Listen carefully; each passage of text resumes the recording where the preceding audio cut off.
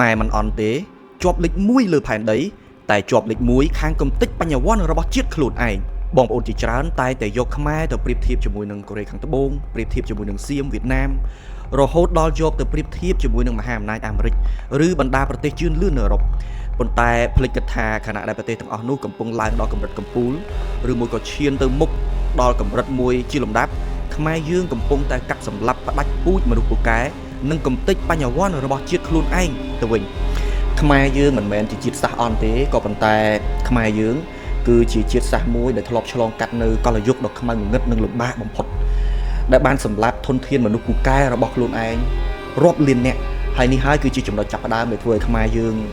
បន្តមកទៀតយើងពិបាកនឹងឈានដល់កម្រិតមួយដែលស្មើនឹងប្រទេសជិតខាងរបស់យើងដូចបច្ចុប្បន្ននេះក៏លេចទៅមើលអតីតកាលសៀមធ្លាប់វាយលុកខ្មែរជាច្រើនលើកលួចយកអ្នកចេះដឹងកវីបណ្ឌិតនិងគ្រូអាចារ្យខ្មែររាប់ម៉ឺនអ្នកទៅកសាងប្រទេសគេប៉ុន្តែការបាត់បង់ទាំងអស់នោះនៅតែមិនទាន់ស្មើនឹងគ្រូបហន្តរាយដែលខ្មែរកាប់សម្លាប់បញ្ញវន្តនិងធនធានមនុស្សពូកែមនុស្សឯកទេសរបស់ខ្លួនឯងកាលពីអតីតកាលនោះឡើយក្រោយទទួលបានឯករាជ្យពីបារាំងក្នុងសម័យកាលដ៏រុងរឿងកម្ពុជាធ្លាប់ឈានដល់ចំណុចកំពូលមួយក្នុងតំបន់យើងមានកងទ័ពអាកាសដ៏ខ្លាំងក្លាមានយន្តហោះចម្បាំងទំនើបមានរោងចក្រឧស្សាហកម្មសម្បីតែរថយន្តឬគ្រឿងចក្រក៏ខ្មែរអាចដំឡើងផលិតបានដោយខ្លួនឯងនៅលើទឹកដីកម្ពុជាយើងរហូតដល់រាជធានីភ្នំពេញត្រូវបានគេប្រសិទ្ធនាមថាជាគុជនៃអាស៊ីខ្មែរមិនត្រឹមតែជាម្ចាស់គ្រឹះអរិយធម៌ដើមលើសៀមប៉ុណ្ណោះទេសូម្បីតែការអប់រំនិងភាពស៊ីវិល័យកាលនោះក៏ប្រទេសជិតខាងកោតសរសើរយើងដែរបើខ្មែរយើងមិនឆ្លងកាត់របបដ៏ខ្មៅងងឹតកូនខ្មែរទាំងអស់គ្នាបានដឹងគឺសម័យប៉ុលពតដែលយើងនិយមនិយាយថាអញ្ចឹង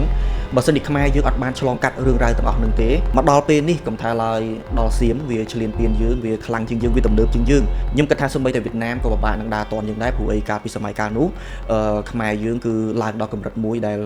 មានន័យថាគឺទំនើបមែនទែនហើយភាពរីកចម្រើននៅក្នុងតំបន់ខ្មែរយើងជាប្រទេសមួយដែលឈានមុខគេផងដែរ